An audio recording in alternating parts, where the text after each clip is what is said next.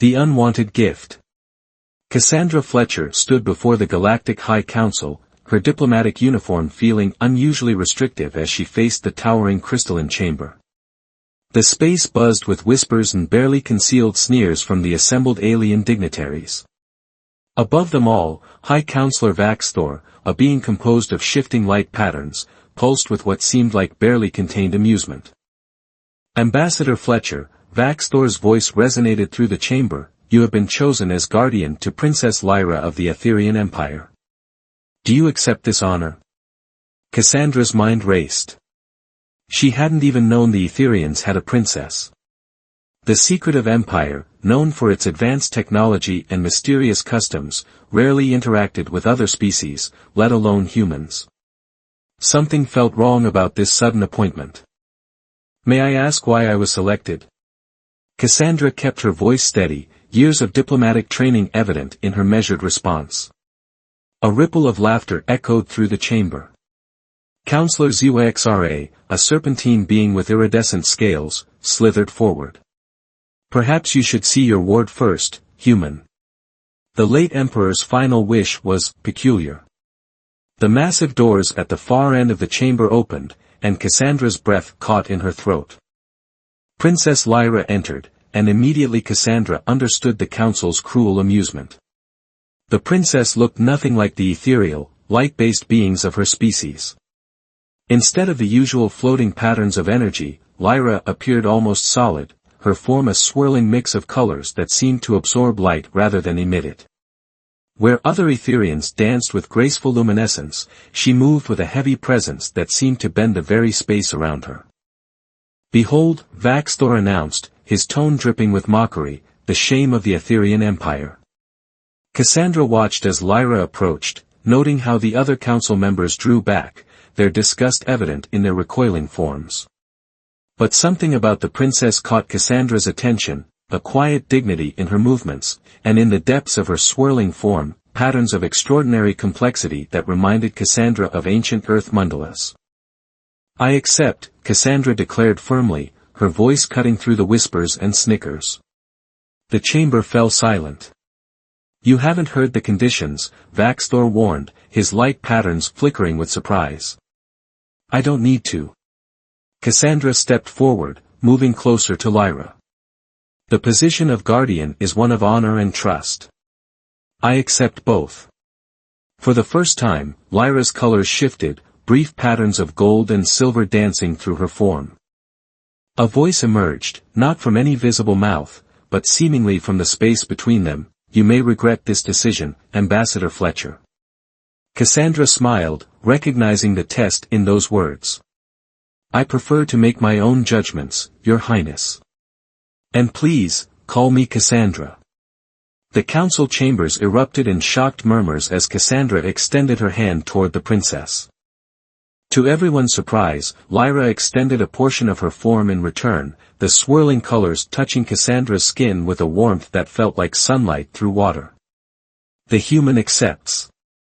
Vaxthor declared, unable to hide his satisfaction at what he clearly thought would be a disaster. Let it be recorded. Ambassador Cassandra Fletcher now bears responsibility for Princess Lyra of the Aetherian Empire, until such time as the council deems otherwise. As they left the chamber together, Cassandra noticed how other diplomats and officials scattered from their path, their reactions ranging from pity to outright revulsion. But she also noticed something else. In Lyra's presence, the air seemed to hum with an energy that made her skin tingle, as if she stood in the presence of something far more significant than the council could comprehend. They think you've made a terrible mistake, Lyra commented as they reached the transport pad that would take them to the Aetherian embassy.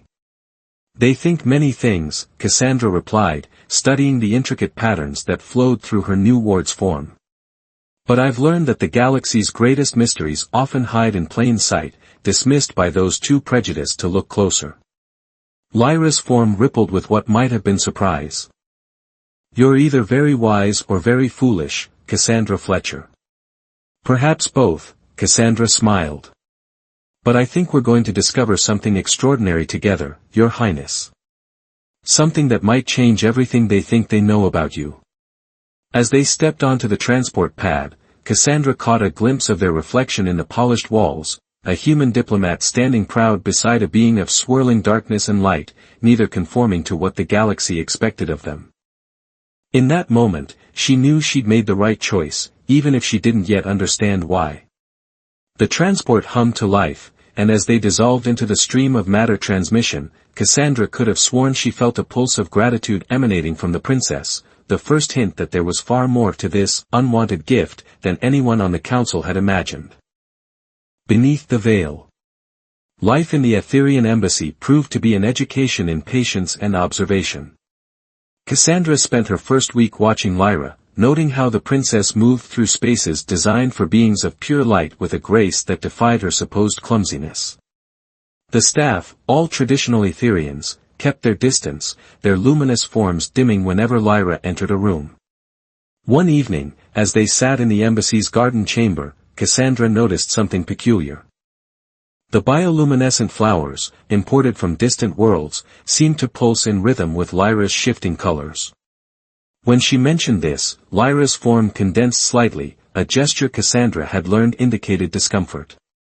"You're more observant than most," Lyra said, her voice carrying an undertone that made the air vibrate. "The council would prefer if such things went unnoticed." Cassandra leaned forward, her curiosity piqued. "What exactly are they trying not to notice?" Before Lyra could respond, Ambassador Renthal burst into the garden, his light form blazing with agitation. "Princess, Guardian Fletcher, you're needed in the communication chamber immediately. There's been an incident." The communication chamber was chaos when they arrived. Diplomatic feeds from across the galaxy streamed across the walls, each showing scenes of unrest. Protests had broken out on multiple worlds, all focused on the same issue, the appointment of a human guardian to the aberrant princess. "This is unprecedented," Renthal flickered anxiously. "The conservative factions are calling it an insult to traditional values. They're demanding your removal, Guardian Fletcher." Cassandra watched the feeds with growing concern, but her attention was drawn to Lyra. The princess had grown completely still, her usually dynamic colors settling into deep, resonant patterns. Suddenly, every screen in the room flickered, and the protesters' angry voices softened, replaced by murmurs of confusion. "What just happened?" Renthal demanded, his form fluctuating wildly.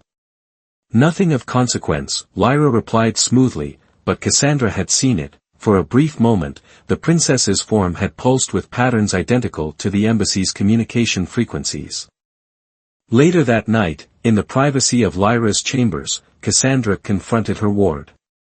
"You can influence technology, can't you? And not just technology, living things too, like those flowers in the garden." Lyra's form swirled with complex emotions. "What I can do, it's why I look this way. My father understood, but the council." She paused, her colors darkening. "They fear what they don't understand." "Show me," Cassandra urged gently. "Help me understand." After a moment's hesitation, Lyra extended a tendril of her form toward Cassandra. The instant they connected, Cassandra's world exploded into sensation. She felt the pulse of every electronic device in the embassy, the whispered thoughts of the bioluminescent plants, even the distant songs of space itself. Most incredibly, she felt emotions, not just her own, but echoes from every being in the building. "You're an empath," Cassandra gasped, and the connection broke. "But not just for emotions, for everything. Energy, life, technology." "I'm an aberration," Lyra corrected bitterly. "The first Etherian born with the ability to connect with more than just light. The council believes I'm an evolutionary mistake, a threat to our species' purity." Cassandra shook her head, her mind racing with implications. "No, you're an advancement. You can bridge gaps between different forms of life and consciousness. That's not a mistake, it's extraordinary." "It's dangerous," a new voice interrupted. They turned to find Counselor Zyxra in the doorway, her serpentine form coiled in apparent disgust. "We've been watching you, Princess. Your little display in the communication chamber confirmed our worst fears. How dare you spy on us, Cassandra started, but Zyxra cut her off. The council has called an emergency session. Both of you will appear tomorrow to answer for this violation of natural law. The councilor's scales rippled with malicious satisfaction. Perhaps now we can correct the late emperor's unfortunate lapse in judgment. After Zyxra left, Cassandra turned to find Lyra's form had become almost transparent with fear. They're going to try to separate us, the princess whispered. They'll use this as proof that I'm too dangerous to be left in human custody. They can try, Cassandra replied firmly, her diplomatic training giving way to protective determination. But first, they'll have to learn something about human stubbornness. We've got until tomorrow to prepare our defense, and I think it's time we showed them exactly what your aberration can do. As they began planning their strategy, Cassandra couldn't help but smile at the irony. The council had given her this guardianship as a joke, a punishment. Instead, they'd handed her the key to potentially revolutionizing interspecies communication and understanding. Now she just had to keep them both alive long enough to prove it. Lyra's colors shifted to match Cassandra's determined expression, creating a harmony of purpose between them. Tomorrow would either end their journey or launch them into something far greater than either of them had imagined. Either way, they would face it together, the unwanted princess and her human guardian, preparing to challenge the prejudices of an entire galaxy. The power within. The council chamber felt colder than usual as Cassandra and Lyra entered for their hearing. The gallery was packed with representatives from across the galaxy, their varied forms creating a tapestry of light, shadow, and everything in between. High Counselor Vaxthor's form pulsed with barely contained anticipation at the center of the judging platform. Princess Lyra of the Aetherian Empire, his voice boomed through the chamber, you stand accused of using prohibited abilities to interfere with official communications. How do you plead? Before Lyra could respond, Cassandra stepped forward. If I may, High Counselor, I request the right to demonstrate something to this assembly before these proceedings continue. Murmurs rippled through the crowd. Vaxthor's form flickered with annoyance. This is highly irregular, Guardian Fletcher. So is condemning someone for having gifts you don't understand, Cassandra countered. She turned to address the gallery. You all came here expecting to witness a trial. Instead, I offer you a revelation. She nodded to Lyra, who moved to the center of the chamber. The princess's form began to shift, her colors flowing in increasingly complex patterns. Suddenly, every piece of technology in the room responded, not with interference, but with perfect harmony. The chamber's environmental systems synchronized, creating an atmosphere of unprecedented clarity.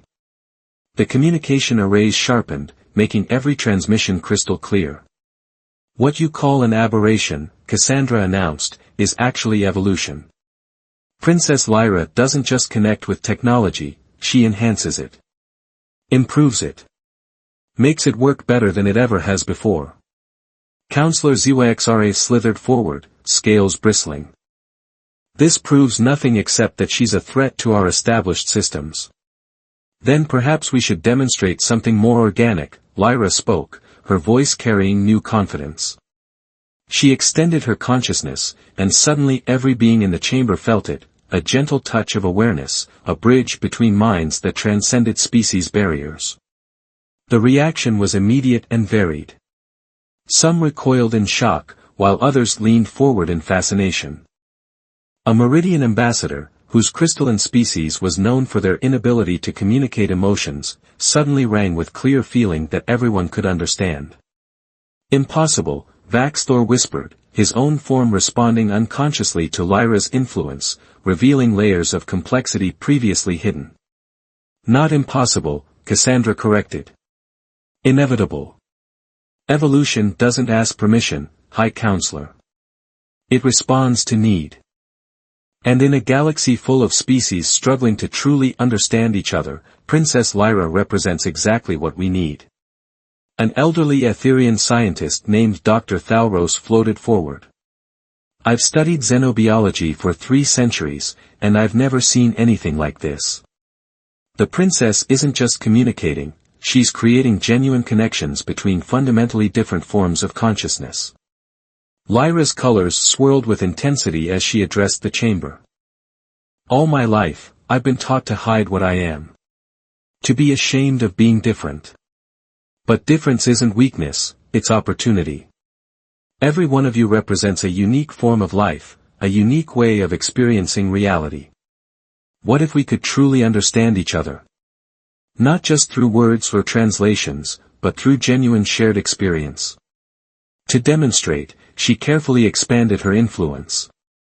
The chamber filled with a gentle resonance as beings of all species suddenly found themselves experiencing snippets of each other's perceptions. A photosynthetic Chloronian understood, for the first time, how it felt to have solid form. A silicon-based Petrovan experienced the sensation of flowing like water. This is why they fear you, Cassandra realized aloud. Not because you're a threat, but because you make it impossible to maintain the barriers they've built between species. The barriers exist for a reason. ZYXRA protested, but her voice lacked conviction as she, too, experienced the wonder of shared consciousness. Do they? Dr. Thalros challenged. Or do we maintain them because we fear what might happen if we truly understood each other? Vaxthor raised his form to full height, commanding attention. What you propose is radical, dangerous. It would fundamentally change how species interact. Yes, Cassandra agreed simply. That's exactly the point. She turned to address the gallery again, seeing the mixture of fear and fascination on their faces. Look around you. Feel what's happening in this chamber right now. For the first time in galactic history, we're not just communicating, we're connecting. Understanding. This is what Princess Lyra offers us, not chaos, but clarity. Not weakness, but unity through diversity. A young quantum being, their form a cascade of probability waves, spoke up. I've never been able to make others understand how we experience reality until now. This changes everything. Throughout the chamber, similar revelations were occurring as species that had coexisted for millennia suddenly began to truly understand each other. Lyra's form blazed with pure white light, her true power finally unleashed in service of understanding rather than hidden in shame. I call for a vote, Dr. Thalros announced suddenly. Not on punishment, but on potential. Who among you would support researching and developing these abilities for the benefit of all species? Hands, appendages, and energy patterns rose throughout the chamber. Even some council members, moved by their direct experience, signaled their support. Vaxthor looked around the chamber, his own form showing signs of internal conflict. Perhaps, he said slowly, we have been too hasty in our judgment. Guardian Fletcher, Princess Lyra, this session will recess while the council reevaluates its position. As the chamber erupted in excited discussion, Cassandra turned to Lyra. The princess's form had settled into a steady glow that seemed to reflect every color in existence while remaining uniquely her own. Thank you, Lyra said softly, for helping me find the courage to be who I am. No, Cassandra replied with a smile. Thank you for showing us who we all could be. Breaking chains. The days following the council hearing transformed the Etherian embassy into a hub of unprecedented activity. Species from across the galaxy arrived seeking audience with Lyra, drawn by rumors of the princess who could bridge the gaps between consciousnesses. Cassandra found herself managing a growing list of diplomatic requests while watching her ward navigate her newly public role. Another delegation from the Quantum Collective has arrived, Cassandra announced, entering Lyra's private chambers. She found the princess working with Dr. Thalros, her form synchronized with various diagnostic instruments. Fascinating, the elderly scientist murmured, recording data. Your ability to interface with quantum states is increasing exponentially. It's as if your powers are growing stronger with use, like a muscle. Lyra's colors shifted to a contemplative blue. Or perhaps I'm simply learning to stop holding back. Their work was interrupted by a sudden commotion in the embassy's main hall. Cassandra rushed to investigate, finding Counselor Zyxra leading a group of stern-looking officials. By order of the Galactic Security Committee, Zyxra announced, her scales gleaming with satisfaction, Princess Lyra is to be transferred to a secure research facility for evaluation. On what grounds? Cassandra demanded, positioning herself between the officials and the corridor leading to Lyra's chambers. Security concerns, Zyxra replied smoothly. Several conservative systems have expressed alarm about an individual with unrestricted ability to influence technology and consciousness. They fear potential misuse. You mean they fear losing control, Dr. Thalros corrected, floating into the hall. I've already submitted my preliminary findings to the Science Council. The princess's abilities are a natural evolution, not a threat. Natural or not, she must be contained, Zyxra insisted. For the greater good. The air in the hall grew heavy with tension as more embassy staff gathered. Cassandra noticed how they positioned themselves strategically, no longer avoiding Lyra's presence but actively moving to protect her. You're too late, Cassandra declared, a smile playing at her lips. You can't contain an idea whose time has come. Look around you. Throughout the hall, beings of different species stood together, their usual barriers of communication and understanding dissolving. A meridian crystalline being conversed effortlessly with a gaseous nebulonian, their fundamentally different forms of consciousness finding common ground. This is exactly what we feared, Zyxra hissed. She's changing the natural order. The natural order is change, Lyra's voice rang out as she emerged from her chambers. Her form had evolved, no longer trying to mimic traditional Etherian patterns but embracing her unique manifestation. Every species here represents countless evolutionary steps. Why should that journey stop now? She moved to stand beside Cassandra, and suddenly everyone in the hall felt it, not an invasion of their minds, but an opening, a window into understanding that transcended physical forms. You feel it, don't you? Cassandra addressed Zyxra. The fear isn't about security.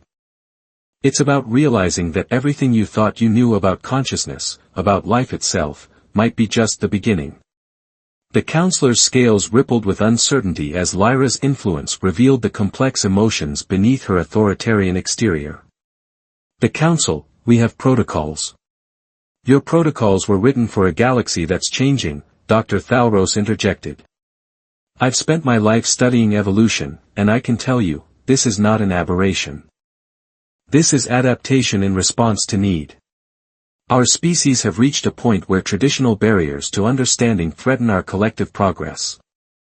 As if to prove his point, more beings arrived at the embassy, representatives from worlds that had traditionally been hostile to each other, now united in their desire to explore the possibilities Lyra represented. You can't arrest an evolution, Cassandra stated firmly. You can either adapt with it or be left behind. Zyxra looked around the hall, seeing the unity forming among traditionally disparate species. Her own form seemed to deflate slightly. The security committee will not accept this easily. Then let them come and experience it for themselves, Lyra offered. Not as authorities or subjects, but as beings seeking understanding. A young quantum being floated forward, their probability waves forming complex patterns. We of the quantum collective have already begun experiencing unprecedented breakthroughs in our understanding of other species. Our support for Princess Lyra's continued freedom will be made clear to the committee. Similar declarations of support emerged from other delegates. The movement that had started in the council chamber was growing, gaining momentum with each new connection formed. Zyxra's security team shifted uncomfortably, their resolve clearly wavering in the face of such unified opposition. The counselor herself seemed to be struggling with an internal battle. Perhaps, she finally conceded, the committee should conduct its evaluation here, in the embassy, where Princess Lyra's work can continue under observation. Cassandra recognized the offer for what it was, a face-saving compromise that would allow the conservative factions to maintain the illusion of control while actually permitting progress to continue. We accept, she announced, with the condition that all observations be conducted with full transparency and shared with the scientific council. As the security team withdrew, Cassandra turned to find Lyra's form pulsing with a mixture of relief and determination. You know they'll try again, the princess said softly. The old order never yields easily to the new. Then we'll be ready, Cassandra replied. Not just us, but everyone whose lives you've touched, everyone who's experienced the possibility of true understanding. They can't chain an idea whose time has come. Around them, the embassy hummed with energy as beings of all species continued to explore their newfound connections, breaking chains of prejudice and isolation that had bound them for millennia. The evolution they had started could not be contained, it could only grow, spreading understanding across the galaxy one connection at a time. A new dawn. One standard galactic year after the confrontation at the embassy, Cassandra stood in a newly constructed interspecies understanding center, watching as beings from across the galaxy gathered for a historic occasion. The vast chamber, designed with input from hundreds of species, accommodated every known form of life while incorporating Lyra's unique abilities to facilitate universal communication. Hard to believe it all started with an unwanted guardianship, Dr. Thalros commented, his luminescent form hovering beside her. Over the past year, the elderly scientist had become one of their strongest allies, his research helping legitimize Lyra's abilities in academic circles. Sometimes the best gifts are the ones nobody wants, Cassandra replied, smiling as she watched Lyra move through the crowd. The princess had fully embraced her unique nature, her form now a constantly shifting masterpiece of colors and patterns that responded to the consciousnesses around her. The center represented more than just a building, it was the physical manifestation of a revolution in interspecies relations. Research teams from across the galaxy had worked together to understand and expand upon Lyra's abilities, discovering that many species had latent potential for enhanced consciousness and connection. High Counselor Vax Thor appeared beside them, his own form showing signs of evolution. Like many Etherians, he had begun exploring new forms of expression beyond pure light. The Security Committee's final report has been submitted, he announced. They've officially recognized the center as an autonomous diplomatic zone. And their concerns about control? Cassandra asked, though she already knew the answer. The past year had proven that connection and understanding were far more powerful than control could ever be. Irrelevant, Vax Thor replied, a hint of amusement in his tone. You can't control a phenomenon that exists in the consciousness of every participating species. They've finally accepted that. Their conversation was interrupted by the arrival of an unexpected guest. Counselor Zyxra slithered into the chamber, her scales now decorated with patterns that mimicked the flow of consciousness she had once feared. The former antagonist had undergone perhaps the most dramatic transformation of all. Princess, Zyxra addressed Lyra, who had joined their group. The conservative coalition has dissolved their opposition. Your father, he would be proud to see this day. Lyra's form brightened at the mention of her father. He saw the potential in difference, she said softly. He knew that what others saw as ugliness was really just change waiting to be understood. The chamber hushed as Lyra moved to the central platform. Cassandra watched with pride as her ward, now more of a partner, prepared to address the gathered species. A year ago, I stood before the council as an aberration, Lyra began, her voice carrying effortlessly through the consciousness-enhanced acoustics. Today, I stand before you as proof that evolution doesn't follow our expectations, it follows our needs. We needed to understand each other, not just through words or technology, but through genuine connection of consciousness. She extended her influence, and the chamber filled with the now familiar sensation of shared awareness. But this time, something was different. Throughout the crowd, other beings began contributing their own connections, creating a web of understanding that no longer depended solely on Lyra's abilities. This is no longer about one princess's strange powers, Lyra continued. It's about the potential that exists within all of us. The ability to transcend our physical differences and connect on levels we never imagined possible. A young Nebulonian floated forward, their gaseous form swirling with excitement. The medical applications alone are revolutionary. We've already seen dramatic improvements in treating consciousness-based disorders across multiple species. And the technological advances added a quantum being. Our understanding of quantum consciousness has advanced centuries beyond what we thought possible. Cassandra stepped forward to join Lyra on the platform. But the most important advancement isn't scientific or medical, she declared. It's that we've learned to see beauty in difference, to understand that evolution isn't about becoming the same, it's about finding new ways to be uniquely ourselves while remaining connected. The chamber erupted in agreement, the combined consciousness of hundreds of species creating a symphony of understanding that would have been impossible just a year ago.